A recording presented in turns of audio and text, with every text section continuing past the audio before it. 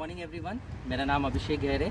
आज हम लोग हमारे नए स्टूडेंट्स के साथ में प्रैक्टिकल फ्लाइंग का यहाँ पे प्रैक्टिस करने वाले हैं। ये हमारे सभी स्टूडेंट ने पायलट सर्टिफिकेट कोर्स के लिए अप्लाई किया है, तो उन सभी का यहाँ पे प्रैक्टिकल फ्लाइंग सेशन होने वाला है। प्रैक्टिकल फ्लाइंग सेशन का सबसे इंपॉर्टेंट पार्ट है प्री फ्लाइट चेक्स, जो मैं अभी आपके सामने यहाँ परफॉर्म करने वाला हूँ। Let's go. So sir, this is pre flight. What do you mean by pre flight? उड़ान भरने से पहले। तो उड़ान भरने के पहले हमें कौन कौन सी चेक्स करना है, ये मैं भी आपको बताना चाह रहा हूँ। स्टार्टिंग विद द एरिया देखिए। सबसे पहले हम जिस फील्ड में फ्लाइंग करने वाले हैं, सबसे पहले हमें उसका मुआयना करना पड़ता है कि यहाँ पे कौन कौन से ऑब्स्टेकल है। जैसे अगर हम यहाँ की बात करें, नंबर 1, ये वायर आप लोग को दिख रहा है, ये पोल, ये पेड़, ये सभी आप लोगों को दिख रहे हैं। आगे में वो टावर दिख रहा है आप लोगों को, ये बड़े बड़े जो पेड़ दिखाई दे रहे हैं, और पीछे का एक बॉर्डर। तो ये सब हमारे फिक्स्ड ऑब्स्टेकल है, जो एक जगह पे फिक्स रहने वाले, ये बिल्कुल भी मूव नहीं करेंगे। दूसरे तरह के जो ऑब्स्टेकल होते हैं वो होते हैं हमारे मूविंग ऑब्स्टेकल। तो मूविंग ऑब्स्टेकल क्या होते हैं? मूविंग ऑब्स्टेकल आइदर ह्यूमन और एनिमल। तो कभी कभार हो सकता है कि टेक ऑफ और लैंडिंग के समय यहाँ पे कुछ डॉग्स या कोई तरह का एनिमल है, तो टेक ऑफ या लैंडिंग के समय हमारे पास में आ सकता है। तो ऐसे समय में मान लीजिए अगर आप लैंडिंग करने आ रहे हैं, आपका ड्रोन 10 फीट या 6 फीट की हाइट पे है और कोई एनिमल आ रहा है, स्टॉप, आप वहीं पे ड्रोन को रोकिए, लैंडिंग मत कीजिए। या फिर अगर आप टेक ऑफ लेने वाले हो और अचानक से आप आजू बाजू में पहले देख रहे हो कि कोई एनिमल या कोई ह्यूमन आ रहा है, तो स्टॉप, आपको टेक ऑफ नहीं लेना है, वहीं पर थोड़ा जीरो रखना है। नेक्स्ट, आपने एरिया का इंस्पेक्शन कर लिया, फिक्स ऑब्स्टेकल देख लिया, मूविंग ऑब्स्टेकल देख लिया। उसके बाद में आपके पास में आपको देखना है आपका टेक ऑफ और लैंडिंग पैड। तो ये आपका टेक ऑफ और लैंडिंग पैड है, जहाँ आप प्राइमरी यूज़ करने वाले हो। इसके अलावा आपके पास में हमेशा एक से ज़्यादा टेक ऑफ और लैंडिंग पैड होने चाहिए। जैसे फॉर एग्जांपल, टेक ऑफ तो हम यहाँ से फिर भी कर लेंगे, लेकिन बात है लैंडिंग की। If in case of emergency मेरा बैटरी लेवल एकदम डाउन हो गया, इतना पावर ही नहीं है कि मेरा ड्रोन कहीं दूर पे हाइट कर रहा है और उसको मैं जहाँ तक लैंड कर पाऊँ, तो मेरे विजिबल लाइन, मतलब मुझे जहाँ तक दिखाई दे रहा है, ऐसे मुझे कुछ फ्लैट सरफेस देखना है जहाँ पे मैं यहाँ से खड़े खड़े लैंड कर सकूँ। फॉर एग्जाम्पल ये वाला रोड, राइट, फॉर एग्जाम्पल ये आगे का सरफेस, या फिर इधर बीच में कहीं अगर मुझे कोई खाली एरिया दिखता है तो मैं यहाँ से खड़े खड़े लैंड कर सकूँ, ऐसा कोई एरिया मुझे देखना है, लाइक ये वाला एरिया। तो हमारे पास में एक से ज़्यादा ऐसे स्पॉट अवेलेबल होना चाहिए। If in case of emergency अगर हमें लैंड करना पड़े, तो हम ये लैंडिंग स्पॉट की जगह दूसरे किसी लैंडिंग स्पॉट पे लैंडिंग कर सकते हैं। जब भी आप फ्लाइंग कर रहे हैं, आपको सेफ्टी जैकेट्स वेयर करना है। क्यों? रीज़न ये है, ये जो सेफ्टी जैकेट्स होती है, ये हाई आई कैचिंग कलर होता है। अगर कहीं दूर से भी आप देखोगे ना, तो ये जैकेट विजिबल होता है, ईजीली लोगों को दिख जाता है, और लोगों के ऑलरेडी ये जैकेट के प्रति माइंडसेट है कि अगर यहाँ किसी ने ऐसे जैकेट पहने तो यहाँ कुछ तो ऑपरेशन चल रहा है। तो थ्रू आउट द ऑपरेशन आप ड्रोन से रिलेटेड कुछ ऑपरेशन कर रहे हो जिसमें रिस्क, कुछ खतरा होता है, तो वो खतरे को लोगों को समझाने के लिए इनडायरेक्टली ये सेफ्टी जैकेट वेयर किया जाता है, जिससे उनको समझ में आ जाता है कि कुछ तो भी काम चल रहा है, तो हमें यहाँ से सावधानी से जाना आना करना है। नेक्स्ट, फील्ड आपने अच्छी तरह से देख लिया, लोगों को इंडिकेट कर दिया जैकेट पहन के। अगर फिर भी बहुत ज़्यादा आवाजाही हो रही है, तो आपका टेक ऑफ और लैंडिंग का जो स्पेस है उसको ऐसे सराउंड करना है। या तो आप रिबिन लगा लीजिए, या तो आप चूने की लाइन डाल दीजिए। तो इससे क्या होगा, अगर आने जाने वाले लोग भी रहेंगे तो वो आपके टेक ऑफ लैंडिंग पोजीशन के बीच में नहीं आएंगे, वो साइड से ही चले जाया करेंगे या आना जाना अपना कर सकते हैं, आपको डिस्टर्ब नहीं करेंगे। नेक्स्ट, उसके बाद में आपके पास में डॉक्यूमेंट्स होना चाहिए। जब भी आप ऑपरेशन करने जा रहे हो, ड्रोन फ्लाइंग करने जा रहे हो, तो नंबर 1 सबसे पहले आपके पास में होना चाहिए आपका रिमोट पायलट सर्टिफिकेट। दूसरा, आपके पास होनी चाहिए आपकी pilot log book, red colour की लाई है हम सभी ने।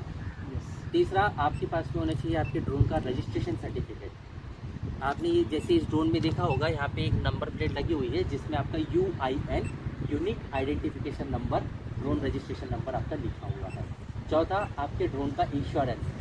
इफ इन केस ऑफ ऐसा कुछ होता है कि ऑकरेंस हैपन होता है जिसकी वजह से किसी और को, किसी थर्ड पार्टी को या उस थर्ड पार्टी की प्रॉपर्टी को अगर किसी तरह का नुकसान होता है, तो इंश्योरेंस कंपनी विल पे, ठीक है, आपके भी। आप इंश्योरेंस के प्लान भी अलग अलग होते हैं। आप 1 साल का इंश्योरेंस ले सकते हैं, 1 महीने का ले सकते हैं, 1 दिन का ले सकते हैं, इवन आप 4 घंटे का भी इंश्योरेंस ले सकते हैं। ऐसे प्लान अवेलेबल है। नेक्स्ट, आपके ड्रोन का मैनुअल, जो अभी मैंने आप लोगों के हाथ में दिया है, जिसमें चेकलिस्ट है। तो फ्लाइंग करते समय सबसे पहले हमने एरिया चेक कर लिया, हमने डॉक्यूमेंट्स चेक कर लिया। अब हम चेक करते हैं हमारे ड्रोन को। तो ड्रोन को जब भी हम फ्लाइंग करने वाले हैं, हमेशा दिन में पहली बार आपको ड्रोन में भी प्री फ्लाइट चेकलिस्ट परफॉर्म करना है। कैसे? Starting from outside to inside. Please come closure.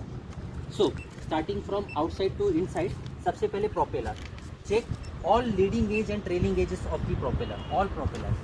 Is there any visible damage, crack or dent? If any crack or dent is visible, then we have to replace the propeller, okay, before operation. So जैसे अभी मैं यहाँ check कर रहा हूँ, मेरे चारों भी जो प्रोपेलर्स है वो अच्छी कंडीशन में है, किसी भी तरह का कोई क्रैक या डेंट नहीं है. Second, check the free spin of propeller, all propellers are spinning free.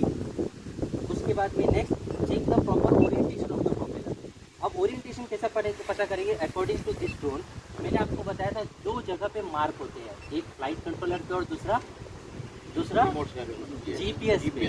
तो जीपीएस पे अगर आप ये एरो देखोगे, क्योंकि फ्लाइट कंट्रोलर तो इनसाइड है, तो जीपीएस में जो एरो है ये इंडिकेट करे टुवर्ड्स मी, मतलब ड्रोन का फेस कौन सा हो गया? मेरे तरफ. और ऐसा इस ड्रोन मैन्युफैक्चरर ने, अगर आपको याद रखने के लिए, अगर आप याद रखना चाहो, तो जो भी ड्रोन का फेस रहेगा उसका जो फ्रंट राइट वाला मोटर रहेगा, that will be counted as motor 1 and it should rotate counter clockwise. Which direction? Counter clockwise.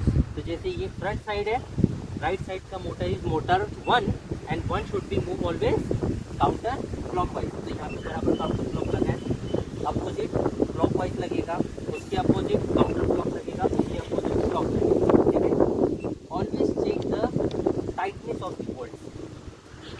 हम फ्लाइंग कर रहे हैं, हमारे पहले किसने फ्लाइंग किया हमें नहीं पता, या फिर हैंडलिंग करते समय, स्टोर करते समय किसी ने प्रोपेलर को लूज किया, या फिर ड्रोन फ्लाइंग करते समय वाइब्रेशन की वजह से कभी कभार बोल्ट लूज हो गए. तो इसलिए हमेशा उड़ान भरने से पहले, दिन में पहली बार आपको चेक करना है कि सारे मोटर्स के जो प्रोपेलर्स हैं उनके जो बोल्ट्स हैं वो प्रॉपरली टाइट है या नहीं.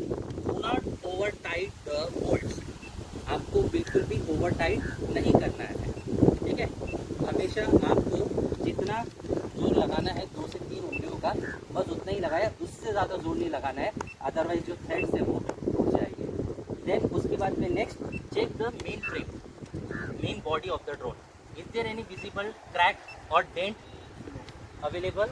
No. If it is, then we have to replace or we have to cancel the operation. Then there is no physical damage.